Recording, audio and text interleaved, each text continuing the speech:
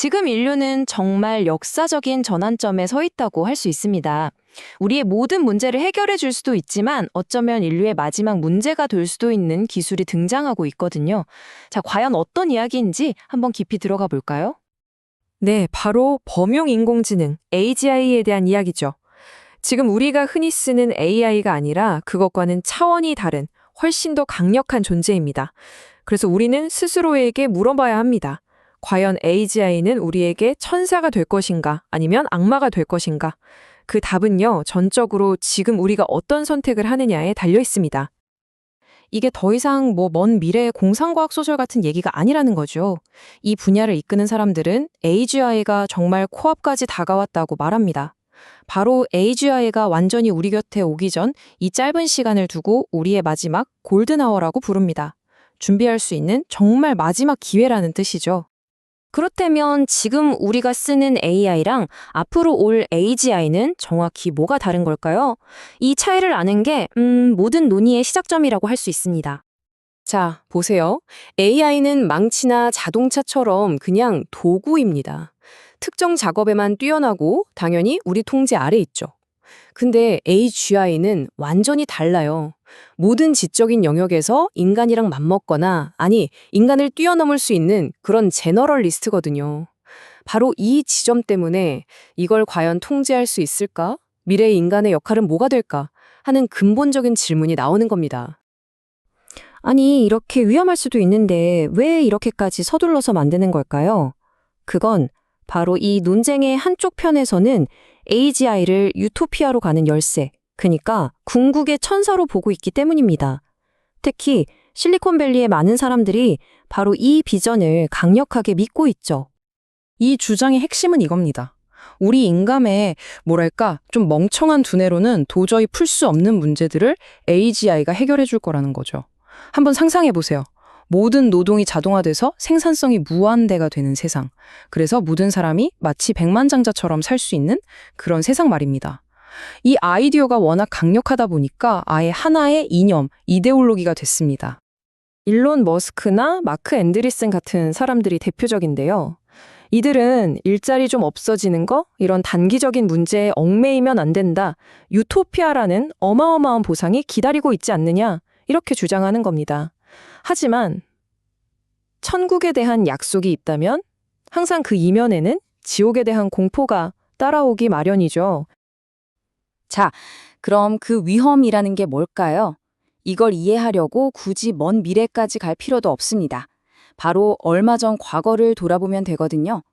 챗 GPT가 등장한 걸 두고 AI의 모자이크 모멘트라고 부르는데요. 이 비유가 정말 많은 걸 말해줍니다. 그러니까 이런 거죠. 인터넷 기술은 20년 넘게 전문가들만 쓰는 어려운 도구였어요. 그러다가 모자이크라는 웹브라우저가 딱 나오면서 누구나 클릭 한 번으로 인터넷을 쓸 수 있게 된 겁니다. 갑자기 평범한 사람들이 이걸로 쇼핑도 할 수 있겠네? 친구도 사귈 수 있겠네?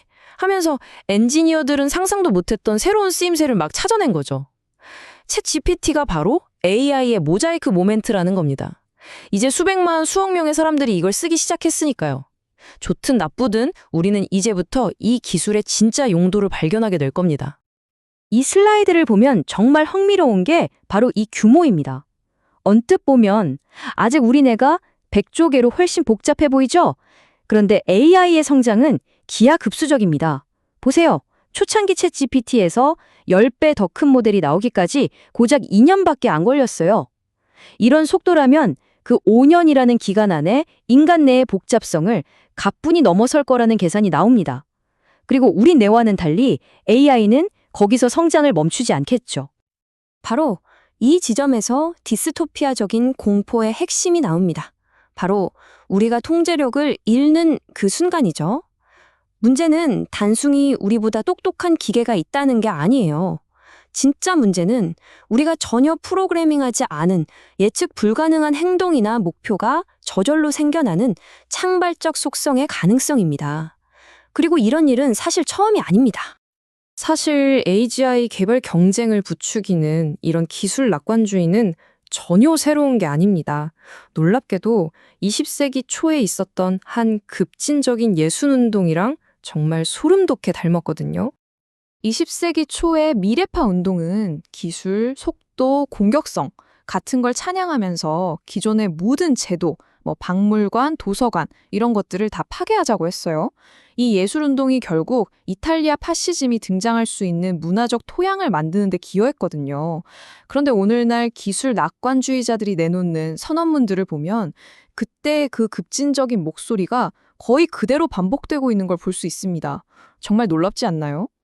역사학자 로버트 케이건은 정글이 돌아오고 있다고 말했습니다. 철학자 그람시는 낡은 세계가 죽고 새 세계가 태어나려고 발버둥 칠 때, 바로 그때 괴물이 나타난다고 경고했죠. 지금 우리는 인류가 만들어낸 것 중 가장 강력한 기술을 손에 쥔 채로 바로 이 혼돈의 시기로 들어가고 있는 겁니다. 이렇게 괴물이 나타날 수도 있는 혼란한 시기에 우린 대체 뭘 할 수 있을까요? 여기서 저자는 선택지가 유토피아냐 디스토피아냐 이런 이분법적인 게 아니라고 말합니다. 우리의 목표는 반드시 공존이어야만 한다고요. 이 비유가 정말 기가 막힙니다.